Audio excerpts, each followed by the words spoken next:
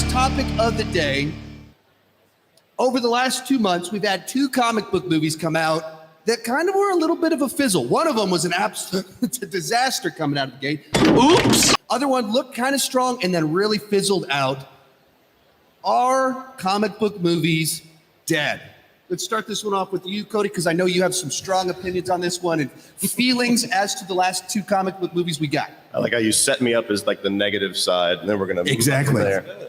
It's because you're honest and passionate. There we go. I wouldn't say comic book movies themselves are dying, but our standards are getting a little bit higher.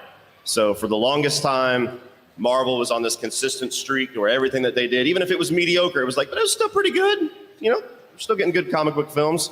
DC, no matter whether you love it or hate it, no question, they've had a lot of issues. And so now we're at this time where there's this giant shuffle on the DC side. What used to be Fox, X-Men, Deadpool, all of that, non-existent for now. And then Marvel, I feel like, has gotten into this very complacent stage where they don't have any competition. And they've had nothing but box office and critical success no matter what. Great movie, good movie, mediocre movie. And so now, because we've had 2020, 2021, we had, 95 Marvel projects last year? I think it was 97 was the specific number. Yeah, so between just the oversaturation and the nothing, a few things, but mostly nothing really standing out, I think it's just starting to get a little bit redundant for us. What about you, 3C? To me, it's weird to say that they're dying because I feel like as long as kids are being born, there's always going to be superhero movies and that people are going to love them. Like, you went through the Western era of Hollywood, you went through the vampire era of Hollywood and all that. Like, I don't see comic book movies dying now as long as there's a kid wanting to put on a cape and eventually grow up to be here at places like this. But it is the oversaturation that I have to agree with Cody. It's like, Shazam, I like Shazam too. I didn't think it was bad. Me too. What people were hating on it, but it was fine. And people just don't want fine. They want endgame, crowd cheering, clapping, cameos, and that's hard to replicate. That took 10 years of build-up. I'll just take the Batman 2, Batman 3. I'm not tired of comic book movies. I'm tired of bad comic book movies. I'm tired of mediocre comic book movies. I want something fresh. That's why the Batman last year, to me, was fresh. And then this year you get to that's the same old thing, right? And then Dungeons and Dragons comes out. And I'm like, that's better than both of those. That had no right being that good. So maybe Guardians, maybe Spider-Verse, I expect it to get better, but inevitably there's going to be so much inconsistency because there are so many. It's saturated right now. Yeah, I don't think they're dying out. I just think they're getting worse with every single new one that we get. I like the Batman, don't get me wrong. But I think when it comes to Marvel, there's a reason it was called Endgame, because after that, what did we get? We got Thor, Love and Thunder, and Screaming Goats. Yeah, that was the best, right? Yeah. Oh, that's it. I'm good. That's all I had. John's done. Right. And it's interesting to think that that's the conversation kind of being had on Twitter because Spider-Man No Way Home only came out a year and a half ago. That movie killed it. That movie was awesome. All of us were in the theater like, yeah! I took my kids to go see it opening night, and they're under 10. And so I've shown them the Raimi films, but they don't get it. They don't get the nostalgia. And so we're in the theater. Spoilers, if you're the one person on earth that hasn't seen No Way Home yet. That portal opens. Andrew Garfield walks out. Toby walks out. My theater goes nuts, and my kids are like so thrilled to be in the room with so many happy people, and they go, "What's going on?" And they had no idea what was happening in the room. That was only a year and a half ago, and I think the novelty of just generic cameos is gone.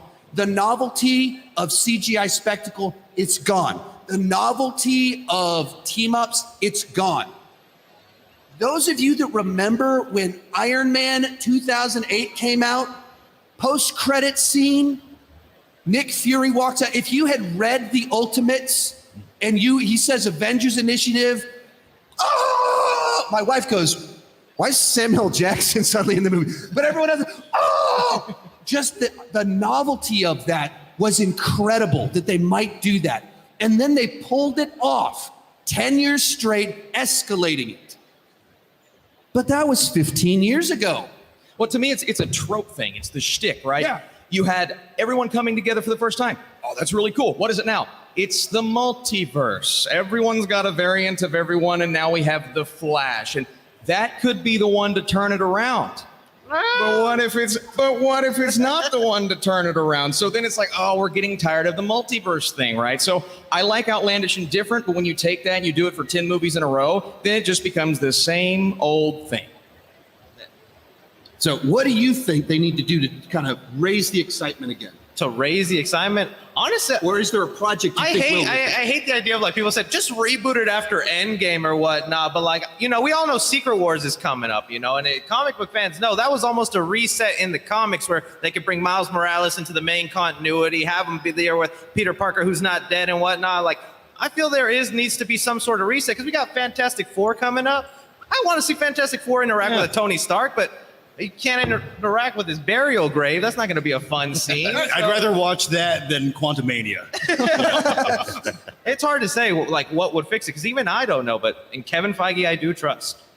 I trust Kevin Feige. I don't trust Disney. And so if Kevin Feige's bosses are crazy as can be and demanding 1 million projects per year, he's spread too thin. So his magic doesn't work if he can't really apply it to every project. And if you have to greenlight things that he's half-hearted about and can only give a quarter of his time. So that's the thing that if maybe with Bob Iger coming back and be like, hey guys, that didn't work. Let's hit the brakes. I think maybe we could get back to it if Kevin Feige can get everything his time again. What do you think what would excite you again? Well, you mentioned Iron Man. You take away that post-credit scene, would you still consider Iron Man an awesome movie? Yeah. Yes. That's what I want to get back to. It's not the novelty of, Yeah, but somebody right. might show up in the last 30 seconds, or you're going to get to see Spider-Man shake hands with Doctor Strange. Black Adam came out. Did anybody know anything about Black Adam the last 2 weeks besides, guess who might show up at the post-credit scene, guys? And then that went.